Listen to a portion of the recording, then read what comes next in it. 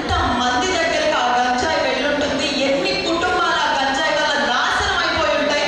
అలాంటి గంజాయిని ఈ రోజు ఒక్క ఎకరంలో కూడా లేకుండా చేసిన ఆంధ్రప్రదేశ్ స్టేట్ పోలీస్ కి యువత అందరి తరఫున థ్యాంక్ యూ సో మచ్.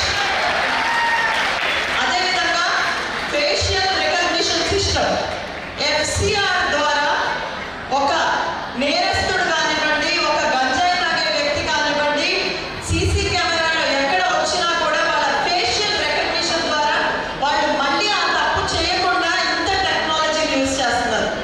ఒకవేళ మీరు NTR జిల్లాలో మాత్రం ఒక్కసారే కదా అని మీ ఫ్రెండ్స్ చెప్పినా కూడా సరే ట్రై చేద్దాం అనుకుంటే సిపి గారి దగ్గర నుంచి మీరు తప్పించుకోలేరు. మీ ఇంట్లో అమ్మా నాన్న కూడా తెలియకపోవచ్చు, కానీ ఇక్కడే ఉన్నారు సిపి గారు కానివ్వండి, మన IPS సరిత గారు కానివ్వండి. ఎందుకో తెలుసా? 10,800 సీసీ కెమెరాలు మిమ్మల్ని చూస్తుంటాయి.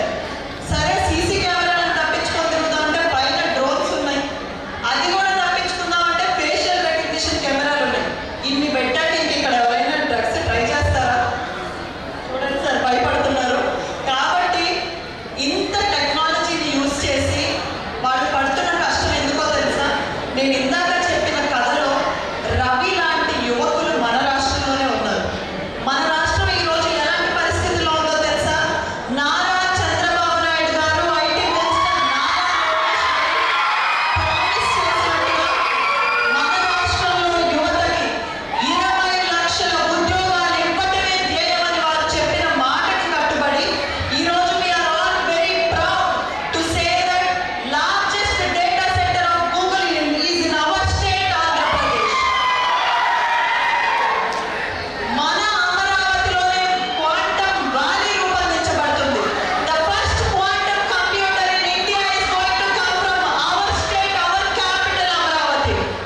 ఇంత గొప్ప ఆపర్చునిటీస్ మన చుట్టూ ఉంటే మనం వాటిని సద్వినియోగం చేసుకోవాలి, కానీ ఈ డ్రగ్స్ వీటన్నిటికీ బానిస అవ్వకూడదు అన్నదే ఈ రాష్ట్ర ప్రభుత్వ లక్ష్యం. కాబట్టి మీరందరూ ఒకటే గుర్తుంచుకోవాలి, ఈరోజు మన చుట్టూ ఉన్న అవకాశాలను మీరు వాడుకుంటూ మన రాష్ట్రంలో ఇటువంటి అవకాశాలన్నింటినీ అందిపుచ్చుకొని మన రాష్ట్రానికి గర్వకారణంగా నిలవాలి. సరే మేము డ్రగ్స్ తీసుకోవట్లేదు, ఏదో సిగరెట్లో కొంచెం మందు తీసుకుంటున్నాం, అందులో ఏముంది అనుకుంటారేమో. సిగరెట్లు, మందు అనేవి మొదటి మెట్లు డ్రగ్స్. కాబట్టి అవి ఇంకా దారుణం. మీకు అర్థమయ్యే భాషలో చెప్పాలంటే డ్రగ్స్ అనేవి వేగంగా మన జీవితాన్ని నాశనం చేస్తే, సిగరెట్లు, మందు అనేవి నెమ్మదిగా నాశనం చేస్తాయి. సినిమా డైలాగ్ ప్రకారం చెప్పాలంటే జీవితం నాశనం అవ్వడం లేట్ అవ్వచ్చేమో, కానీ ఏంటి నాశనం అవ్వడం మాత్రం పక్కా. కాబట్టి మీరందరూ కూడా ఇవన్నీ గుర్తుపెట్టుకొని ఈరోజు ఈ నందిగా